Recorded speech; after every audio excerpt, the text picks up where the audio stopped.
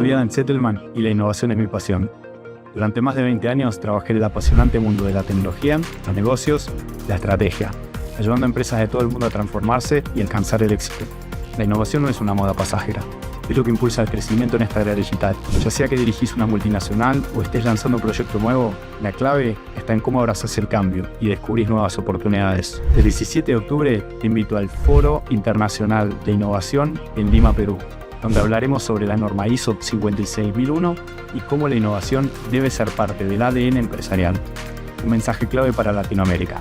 No te pierdas la oportunidad de ser parte de esta comunidad de líderes que están moldeando el futuro. Reserva tu lugar y convertite en motor de la innovación en tu industria. Nos vemos ahí. Vale, gracias. Buenos días a todos. Bueno, gracias por la introducción. Gracias a los organizadores de este evento también por darme este espacio. Hoy les voy a hablar desde un punto de vista de usuario de lo que fue la guía de la ISO 56000 durante los últimos 8 años para mí. Y vamos a empezar. Hola. Perfecto. Vamos a empezar dando un par de pantallazos de dónde venimos y hacia dónde vamos. A mí me tocó vivir una época donde lamentablemente todo este camino que ya está allanado por una norma que lo regula, me tocó descubrirlo investigando por mí mismo. Y bueno, hoy les voy a contar un poco este journey, este camino que tuve que caminar por las empresas que pasé y las cosas que fui aprendiendo, y dárselos en una forma muy vívida, muy colorida, con imágenes que les puedan hacer imaginarse un poco más cercano, como cualquier persona de carne y hueso, cómo son los procesos que viven las empresas al innovar. Bueno, soy Alan Zettelman, autor de Commanding Innovation, un libro que escribí juntando todas las experiencias y las metodologías que me fueron de uso durante mi carrera. Y el libro está bien enfocado a tratar de ayudar a los CEOs, y board directors, directores de los consejos de administración de las empresas, a que puedan tener métricas de innovación y no solamente métricas económicas. Bueno, venimos de un montón de cambios, de una época accionada, en la que podemos decir que el mundo está para arriba o al revés. En los últimos 2-4 años, después de la pandemia, podemos recordar que pre-pandemia teníamos un escenario mundial donde las cosas iban paso a paso, hablábamos de mejora continua, hablábamos de ideación lineal, y de repente llegó un escenario que nadie se esperaba. Algunos habían predecido, pero las empresas no estaban preparadas para poner en las autovías de la innovación los proyectos que hacían falta para hacer frente a las necesidades de la situación. Podemos hablar de un nuevo normal, un mundo que llegó para quedarse con un montón de desafíos para los cuales hoy las empresas siguen sin estar preparadas y queremos ayudarlas. La presión que sienten hoy los jerárquicos de las empresas, los CEOs, incluso los gerentes de distintas divisiones departamentales, es extremo, porque todo este cambio está haciendo que no podamos predecir, así como lo hacíamos 20, 30 años atrás, y esto genera estrés. Pierre nos dice que desde el año 2000 hasta ahora, más del 50% de las empresas que estaban listadas en el S&P 500 desaparecieron, y esto se debe a la destrucción creativa. John, el Executive Director de Cisco, habla de que en los próximos 10 años el 40% de las compañías, así como las conocemos hoy, van a desaparecer. La realidad es que podemos seguir en los índices que la expectativa de vida de las empresas está disminuyendo. Hace muchos años atrás hacíamos un negocio para que la empresa nos dé frutos 20, 30, 40, 50 años. Hoy en día la media está por debajo de los 12 años. Un poco así, como lo conocemos de Matrix, es como lo viven las empresas, es como lo viven los CEOs de las compañías, con la presión de los desafíos de hoy. Y así es como quedamos cuando nos agarra una crisis o una pandemia o un cambio radical de alguna tecnología que apareció y no la teníamos prevista y apareció más rápido en el escenario de lo que nos imaginábamos. Pero ¿cuál es el problema? El problema es que hay una relación de aquellos empleados comprometidos del 2-1. Hay pocos empleados realmente comprometidos, hay pocos ejecutivos que realmente dominen las métricas de la innovación en las empresas y solamente 1 de cada 10 ejecutivos tiene estrategias que realmente están conectadas con las capacidades. Yo siempre hago un ejemplo muy gráfico que es, llego a una empresa y les pregunto, ¿cuál es su aspiración? Y la empresa me contesta que quiere jugar en la Champions League y quiere ganar un partido. Y cuando hacemos una evaluación de esa empresa, resulta que nos damos cuenta que tiene muchas capacidades para jugar al tenis. Entonces, esa estrategia que esa empresa tiene hoy con ejecución por ahí de mucha calidad, pero para otro segmento o para una tecnología que ya se pasó de moda, es lo que tenemos que reevaluar. Hay una cosa que es muy interesante cuando le preguntamos a estas empresas del S&P 500 qué es la innovación, si innovan. Para todos la innovación es súper vital, pero solamente 6% de todas estas compañías están satisfechas con lo que entienden que hicieron por la innovación. Y el 78% de las empresas que hicieron sustanciales esfuerzos en la innovación, cuando hacemos los diagnósticos nos damos cuenta que no tenían las capacidades para innovar. O sea que era obvio que no iban a poder llegar a los resultados. ¿Me escuchan bien? ¿Sí? Bueno, ¿cuál es el miedo a innovar? El problema es que venimos de ocupar posiciones en las cuales nos acomodamos y toda esta era de cambio nos da miedo. Nos da miedo a perder nuestros trabajos, nos da miedo a perder la posición, nos da miedo a perder los mercados. Y ahí es donde aparecen estos innovadores que traen muy buenas ideas, pero siempre hay alguien que no está preparado para dar el paso y ese miedo lo limita a que se haga algo que nunca se hizo en la empresa.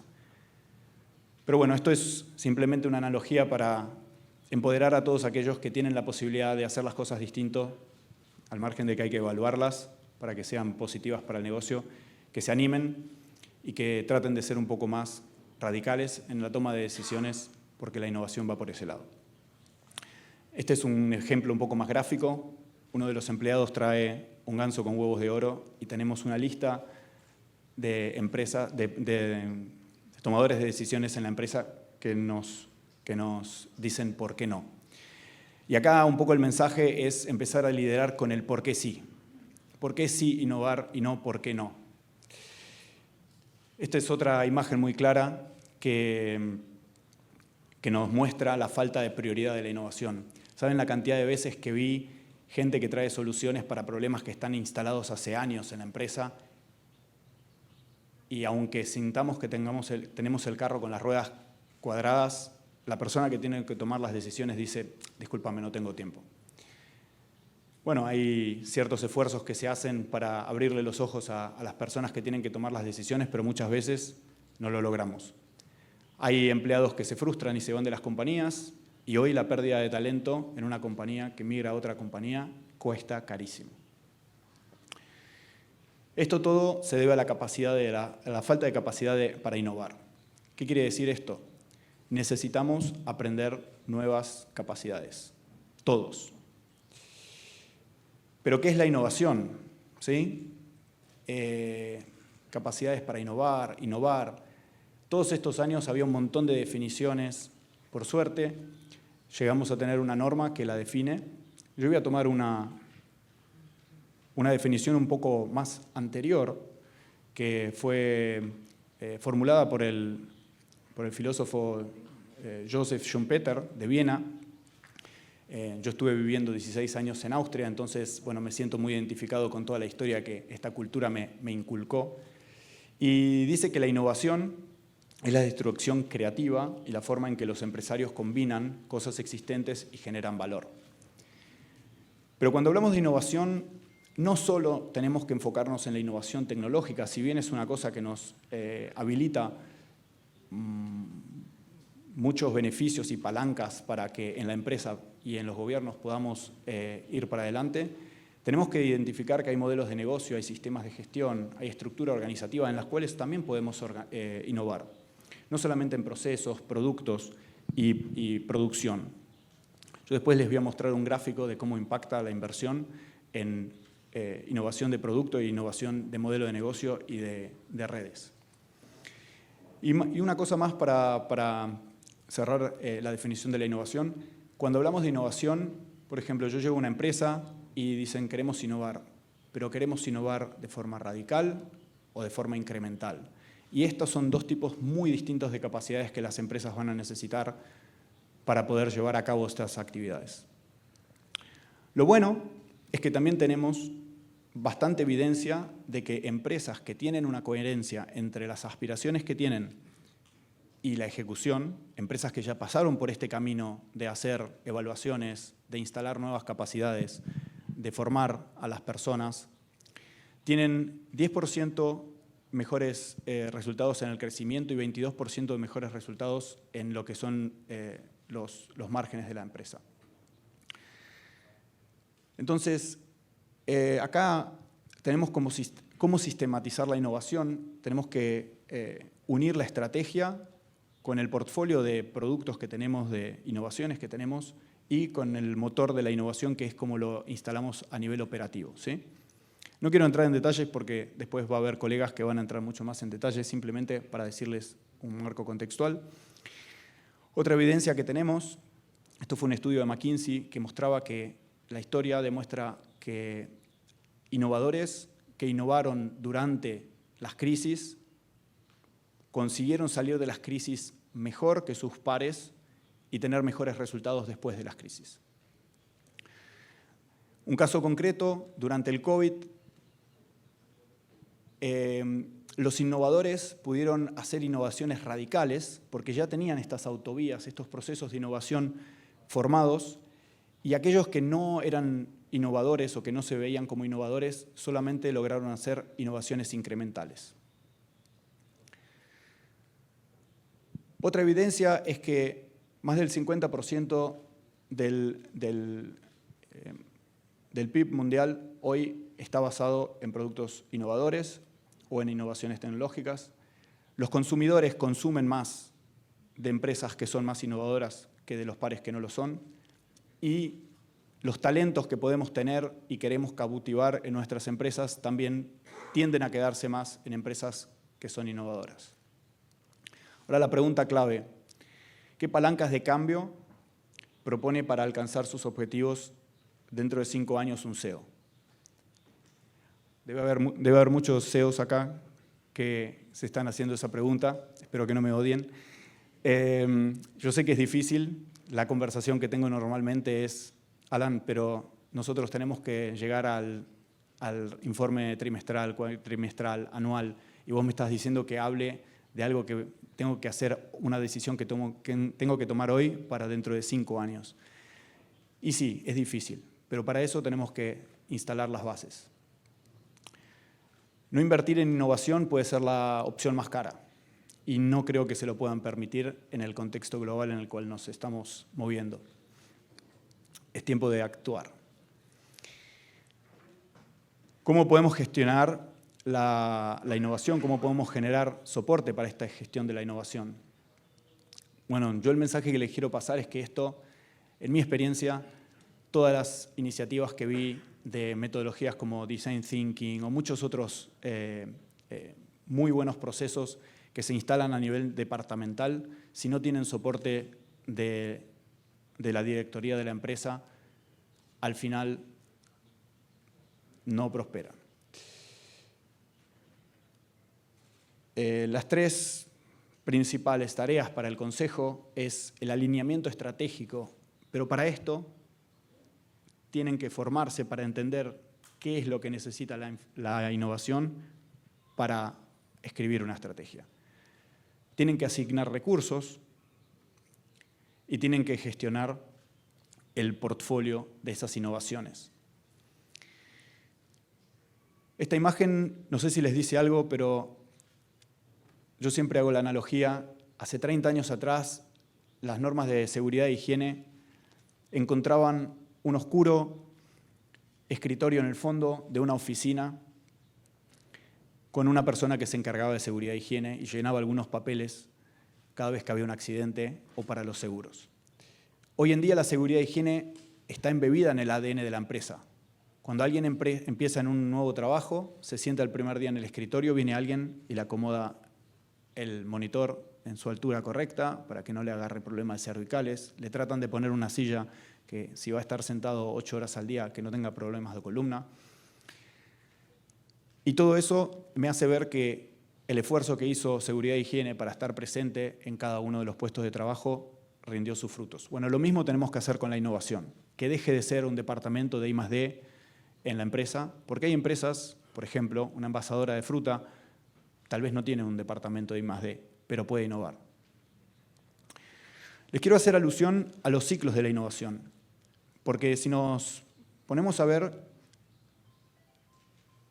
la primera revolución industrial, la máquina a vapor, el motor a combustión interna y el resto de los ciclos de innovación fueron bastante largos, pero los últimos dos, el quinto y el sexto ciclo de innovación, son muy acelerados. O sea que no es que solamente está cambiando todo por el tema de las pandemias y de las crisis y de los problemas mundiales, sino que también la forma en la que se desarrollan estos ciclos de innovación son más rápidos. Tenemos otra presión más.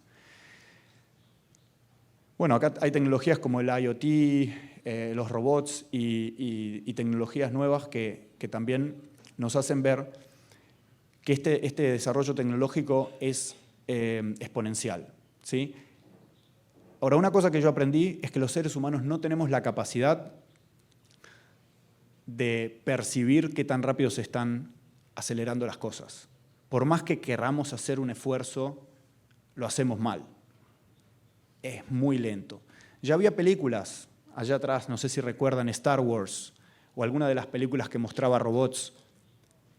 Ya nos están mostrando el futuro, pero nosotros pensamos que esos eran juguetes o películas. Star Trek tenía una tableta, después salió el iPhone, el tablet, etcétera, de Apple. Hoy Elon Musk está produciendo robots que ya aparecían hace 20, 30 años atrás en películas. ¿Y por qué se da eso? Eso se da porque nosotros tenemos una percepción de lo que pasó en los últimos 100 años.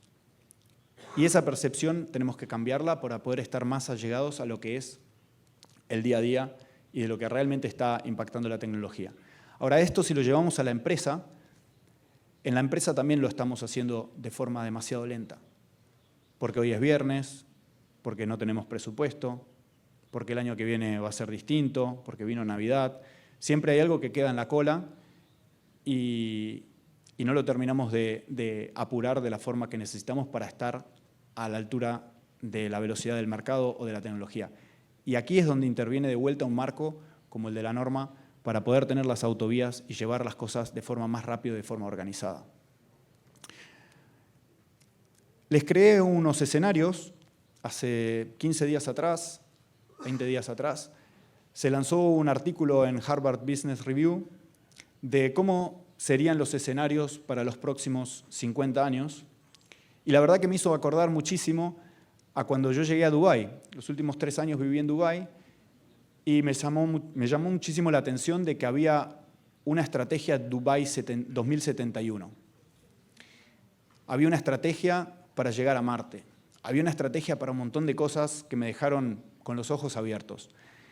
Pero ahí aprendí cómo lo hacían los alemanes, que también hablaban de lo mismo. Hacer una visión a futuro y hacer un backcasting. Empezar a planear de atrás para adelante. Porque si hacemos forecasting, es lo que les decía antes, somos demasiado conservadores en la proyección, nos toman de locos. Bueno, este artículo, hecho por Nicky Dries y otros colegas, hay un español también entre ellos, habla de imaginarse el futuro del trabajo, ¿sí? Acá les generé unas imágenes con inteligencia artificial, la más básica, simplemente para hacerlo de forma visual.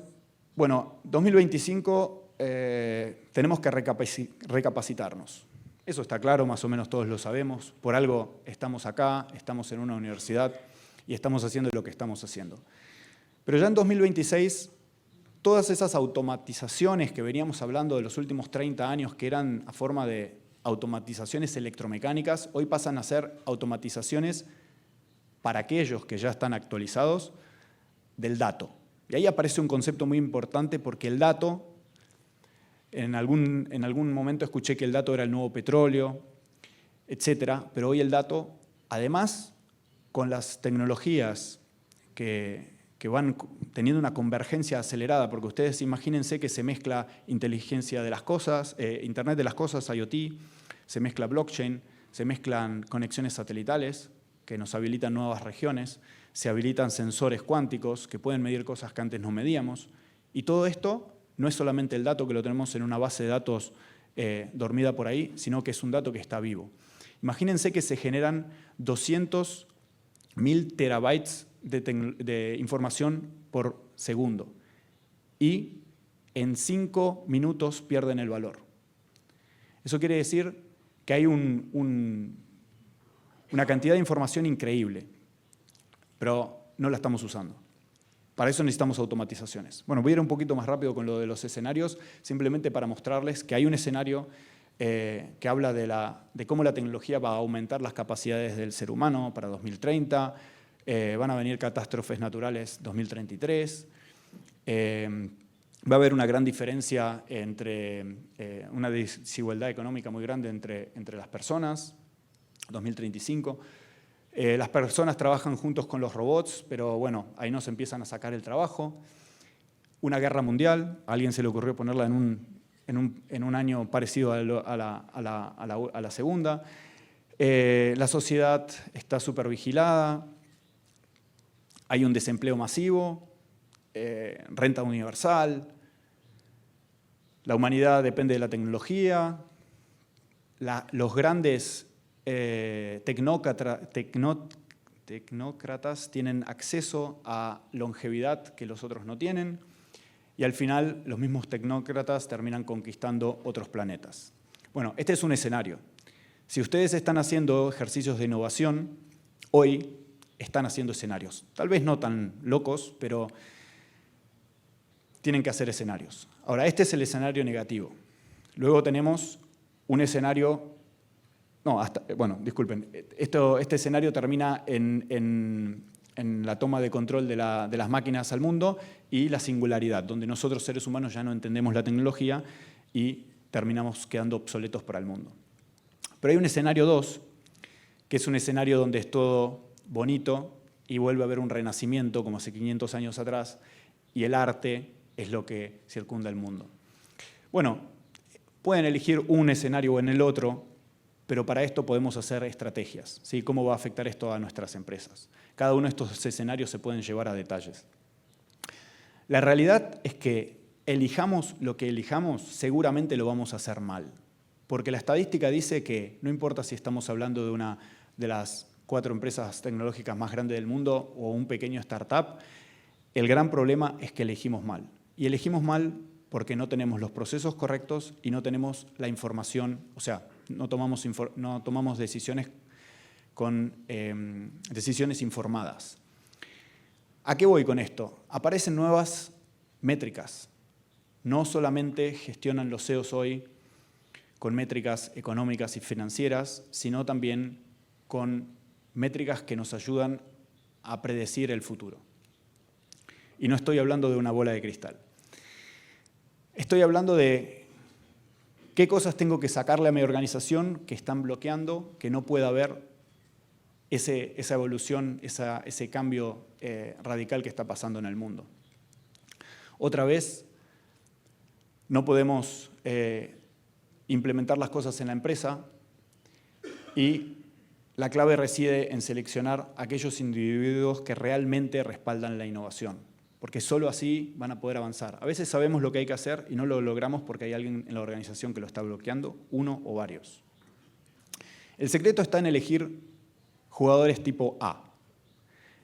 Este tipo de empleados, este tipo de CEOs, traen otra gente que también son jugadores tipo A. Y esto es lo que necesitamos, gente que multiplique la innovación dentro de la empresa.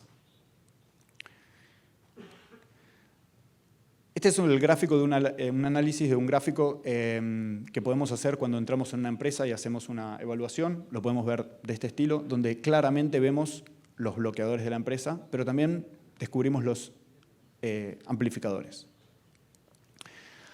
Bueno, la norma nos da un marco con varias métricas, las cuales nosotros usamos. No quiero entrar en detalle porque lo van a nombrar los colegas después, pero simplemente decir que nos enfocamos en leer las métricas que la norma nos indica para tener indicios de si la estrategia está siendo adoptada por la organización o no. Acá aparece un tema muy interesante que es el cambio disruptivo. Cada uno de estos cambios de tecnologías o prepandemia, postpandemia, generan que necesitemos nuevas capacidades. Y si tratamos de generar esas capacidades de forma incremental, no lo vamos a lograr. Entonces, hay veces que tenemos que hacer un reset en el conocimiento que tenemos, ¿sí? Y ahí aparece un concepto que es el desaprender. A veces tenemos que desaprender algo para poder aprender otra cosa. Para eso, ya les voy a comentar después, a veces necesitamos coaching para poder ver las cosas de otra perspectiva. El no tener las capacidades se sentía antes como Ken Ryu en el primer video, y teniendo las capacidades podemos decir que tenemos esta capacidad de frenar las balas en el mercado. ¿Por qué lo podemos hacer? Porque tenemos un framework que nos lo permite, en este caso el de la norma. Y quiero darle unos pantallazos de cosas que yo me encuentro en las empresas normalmente que me llaman la atención. Empresas grandes, empresas que saben lo que están haciendo, siguen confundiendo los conceptos, por ejemplo, de proof and concept y piloto. Y vean que tiene una etapa muy distinta en el ciclo de un proyecto. No hablan de horizontes. Bueno, McKinsey nos decía que los horizontes eran entre 2 y 5 años, 2 y 5 años y 5 y 10 años, ¿sí? Horizonte 1, 2 y 3. El negocio de hoy, lo que tengo que hacer para mejorar el negocio de hoy y las cosas a futuro.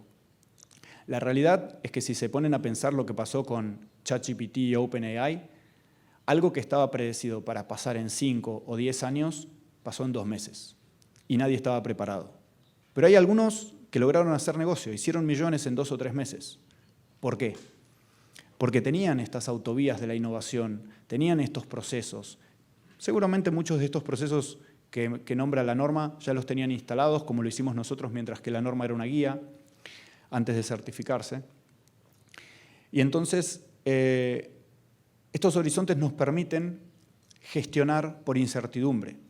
No cuando veo que entra capital o que estoy vendiendo un producto, tomo una decisión, sino tengo hipótesis que se van validando y esa incertidumbre la voy bajando, la voy midiendo y me va dando indicios de que esa tecnología o ese proyecto va estando maduro para entrar en la autovía del horizonte 2, que luego lo voy a poder llevar a un horizonte 1 y hacer caja, que es todo lo que todas las empresas quieren, ¿no?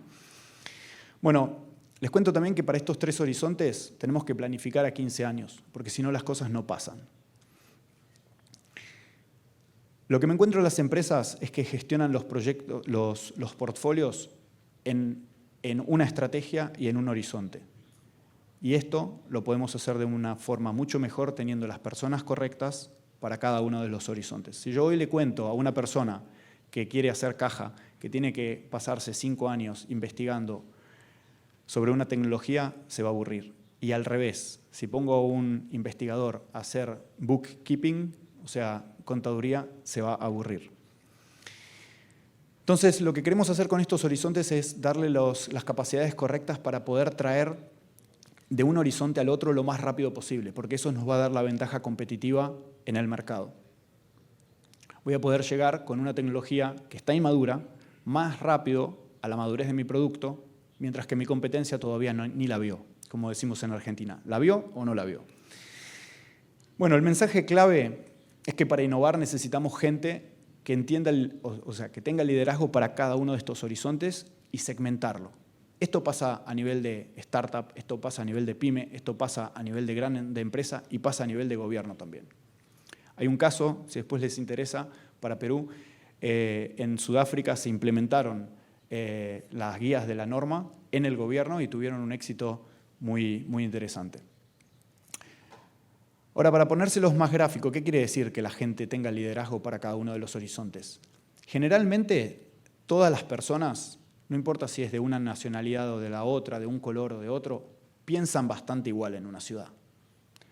Porque fueron siendo forjados por vivir en una sociedad, por pensar, por consumir los mismos productos, etc. Lo que tenemos que hacer es conseguir personas para nuestra empresa que piensan diferente. Y eso es lo que hace que un equipo sea inteligente. El otro tema interesante para tomar en cuenta es darnos cuenta de la conciencia de la ignorancia que tenemos sobre ciertos temas. Y ahí poder, con esa conciencia, ir a buscar conocimiento de esas capacidades. Por otro lado, la evaluación de la empresa, la evaluación de los proyectos es fundamental para ver la parte de abajo del iceberg, lo que no estamos viendo. Y preguntarnos, ¿por qué queremos innovar? ¿Qué es lo que queremos innovar? ¿Cómo queremos innovar? Y acá sí se dan cuenta, las dos primeras, por qué y qué, son aspiracionales.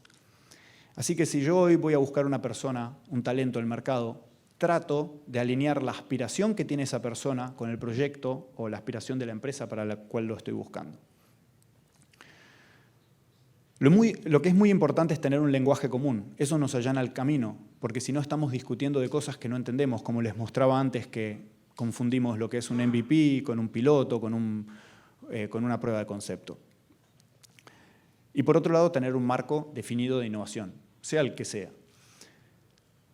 Bueno, aquí tengo un QR que les preparé. Si quieren probar un assessment, es el tercer botoncito de cuando entran a la aplicación.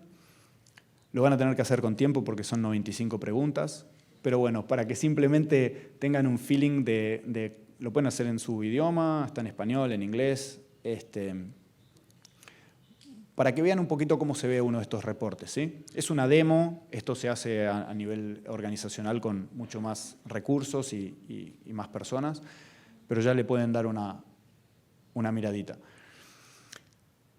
Cuando lo hacemos para las empresas, cuando entramos a la empresa vemos el organigrama de un grupo de esta forma. Estamos ciegos, no sabemos dónde está yendo bien la empresa y dónde no. Tal vez le podemos poner una métrica económica, que nos pueden mentir bastante bien también con el Excel. Y ahí es donde aparece, ¿cómo ven ustedes la inteligencia artificial? Porque gestionar todos los datos de una empresa que tiene 10.000 empleados para evaluarlos es tan difícil que tal vez lo hacemos una vez al año. Y no digo que lo podamos hacer en tiempo real todavía, pero podemos ayudarnos de herramientas que nos ayuden a compilar información y poder hacer evaluaciones de forma constante. Y aquí viene la pregunta, ¿cómo ven ustedes la inteligencia artificial? Porque muchas veces las vemos de forma negativa, de forma que nos va a lastimar, pero también la podemos ver de forma positiva. Una cosa que quiero compartir con ustedes es que la inteligencia artificial es como cuando pasamos de iluminarnos con velas a la energía eléctrica. Imagínense, había una persona haciendo velas y lo veía a Edison con sus cables y sus lamparitas pensando, ¿qué hace este tipo? Pero 5 o 10 años después era increíble pensar que íbamos a mover una máquina sin que sea con un motor eléctrico, porque nos traía tantas ventajas. Hoy estamos en ese momento. Estamos en el momento donde estamos pensando si cambiamos de iluminarnos con velas a usar algo que tiene energía eléctrica.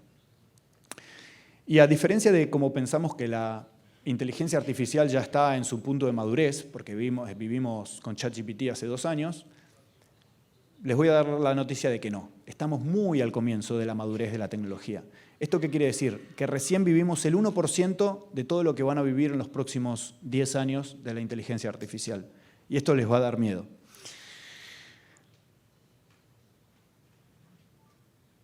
Hace 20 años atrás estábamos experimentando con clouds. Hablábamos de cloud. Todo tiene que estar en la cloud, en la nube. ¿Pero qué pasó? Tardamos casi 10 años en que esa tecnología que implementamos esté configurada correctamente, porque la usamos para guardar datos. Ahora lo que está pasando es que estamos usando la cloud después de 10 años y después de 20 años esa información también se está multiplicando. Ahí es donde entran otras tecnologías a interaccionar con ese dato. Y el próximo paso que vamos a dar en los 3, 4, 5 años es la autonomía. Por ejemplo, vamos a tener gemelos digitales nuestros que puedan atender reuniones en nuestro nombre y que, tal vez no tomando decisiones, pero puedan informarnos vía mensajería qué decisión informada quiere que demos durante la reunión o simplemente nos pasa un informe. Ahora, esto se puede mandar automáticamente a otra persona y eso desencadenar una serie de actividades. Autonomía, ¿sí? A eso es a lo que tenemos que apuntar. Los CEOs, o sea, a raíz de la falta de capacidades que hay hoy, estamos como frenados. Es como que no avanzamos lo que teníamos que avanzar los últimos 5 años.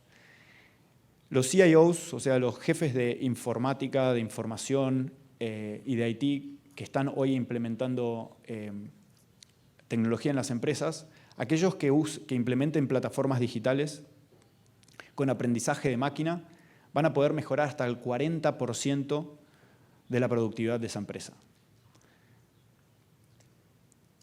Y aquí es donde les quiero hacer un hincapié sobre dónde estamos en la tecnología. Hablamos de LLM, que son Large Learning Models, o sea, modelos grandes de aprendizaje de datos. Tenemos la inteligencia artificial generativa, que está basada en modelos que están entrenados. Pero esta tecnología a veces tiene algunas alucinaciones, ¿sí? Es como que no es precisa.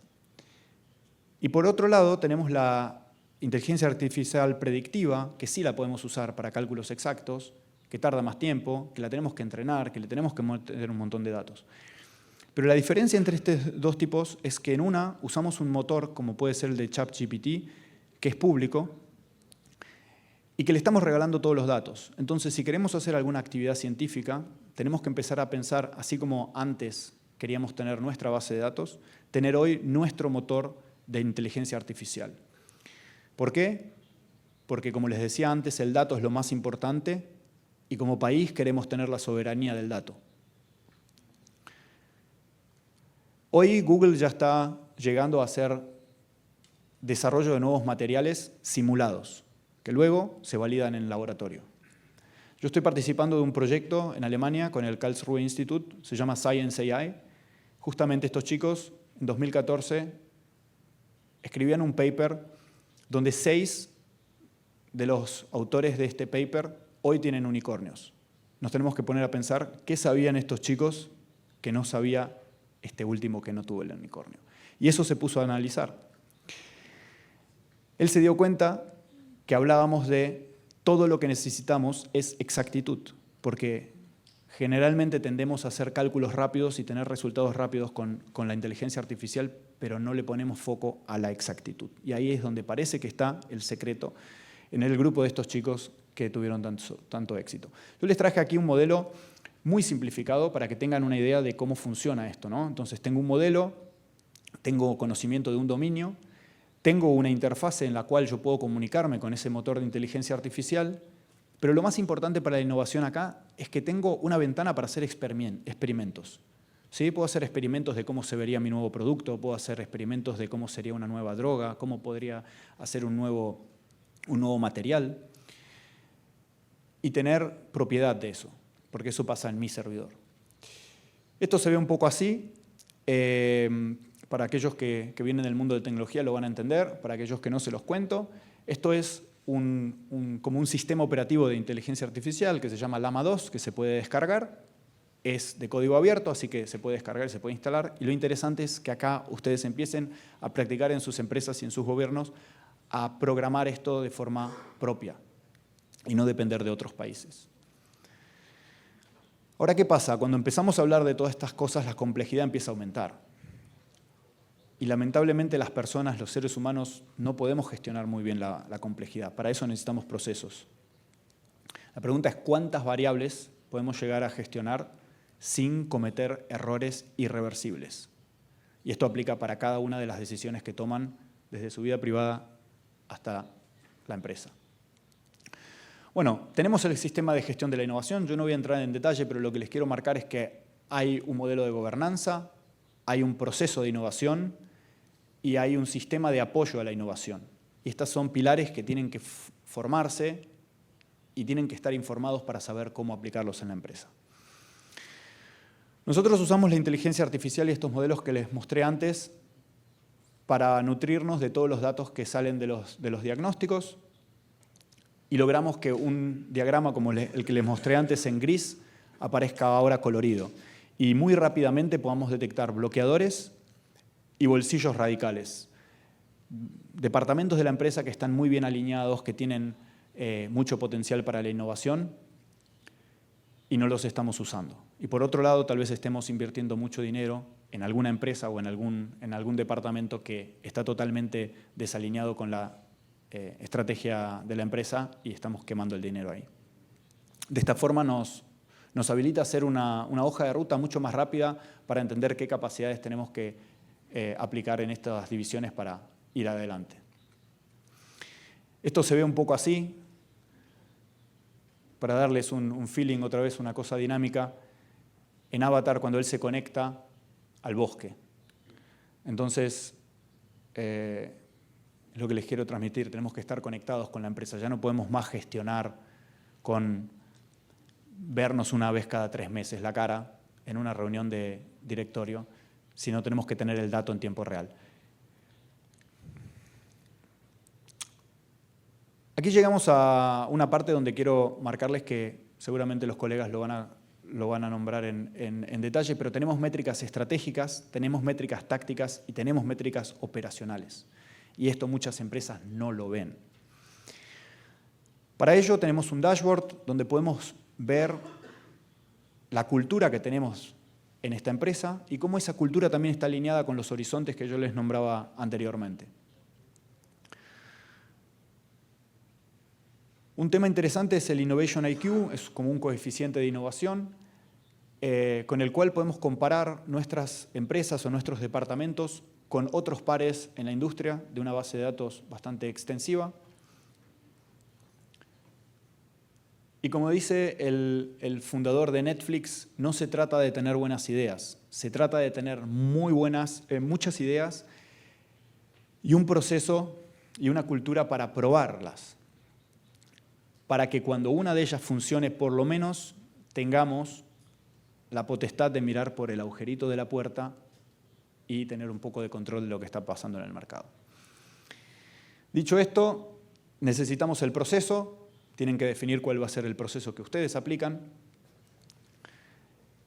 Y quiero darles un mensaje valioso que en este proceso no vale la pena empezar a planificar que vamos a tener este proceso dentro de 4 años.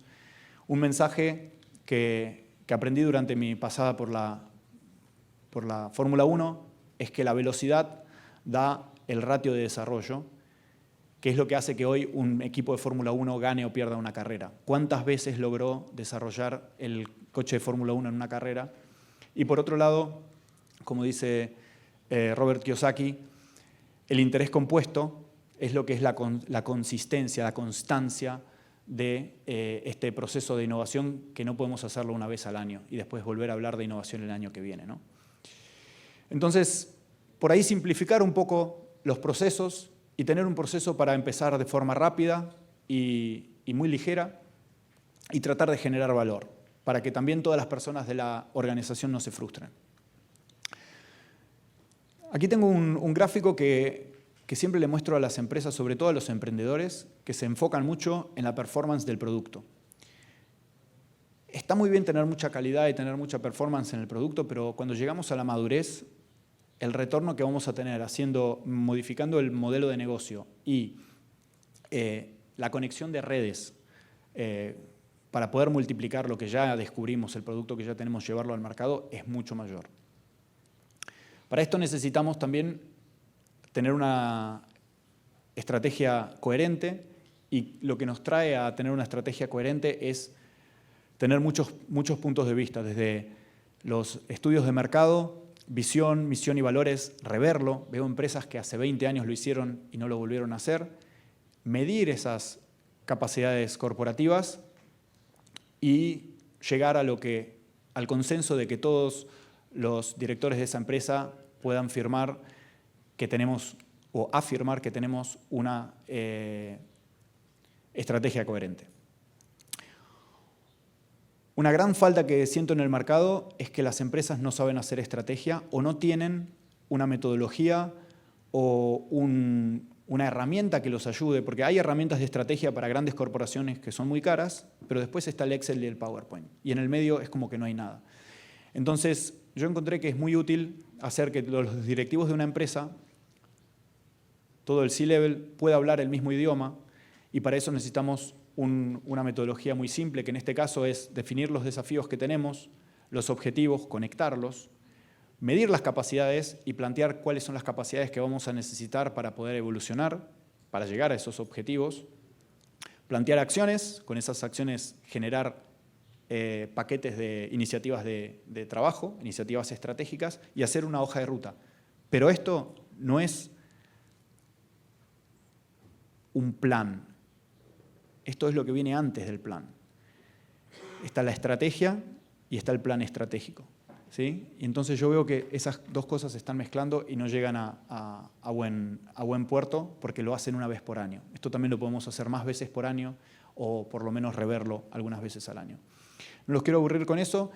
Paso a decirles por qué nosotros nos dimos cuenta que fracasan las iniciativas de transformación, y es porque les perdemos atención. Ahora estamos en este foro, todos van a estar con el tema de innovación las próximas 2-3 semanas, pero la importancia real no está en la tecnología, en las capacidades, en esto que estamos hablando hoy, sino que el liderazgo cambie, que crezca, que entienda que tenemos que tener todas estas cosas, que las puedan gestionar y que puedan crear valor. Entonces, no solo enfocarnos en la tecnología, sino también en el liderazgo a largo plazo. El mensaje clave es que para que la innovación funcione, es inminente que tenemos que gestionar el cambio para lograr que estas empresas se transformen. Y acá les pongo una cuenta muy simple, pero que nos deja, no nos vamos a olvidar más, que si todos los días hacemos algo, un poquitito, vamos a hacer mucho más a largo plazo que si simplemente lo hacemos una vez al año. Y bueno, yo quiero hacer la analogía de que veo al framework de la ISO 56000, en este caso 56001, como la plataforma de Fórmula 1. Ahora la pregunta es si alguno se subió a un Fórmula 1 alguna vez. Levanten la mano. Y si tuviesen la oportunidad de subirse, ¿qué tendrían que hacer primero? Creo que no hay ningún piloto de Fórmula 1 que haya llegado a la Fórmula 1 sin subirse a un karting, ¿no? Entonces, tenemos que usar la plataforma para practicar, más allá de querer ganar la carrera.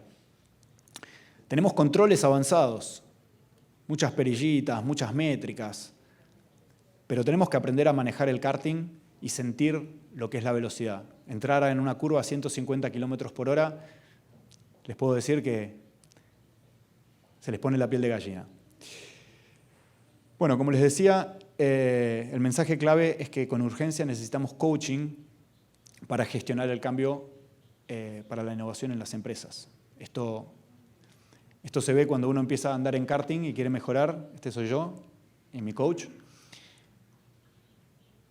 Y tomando coaching de otras disciplinas, aprendí cómo mejorar el coaching con mis clientes.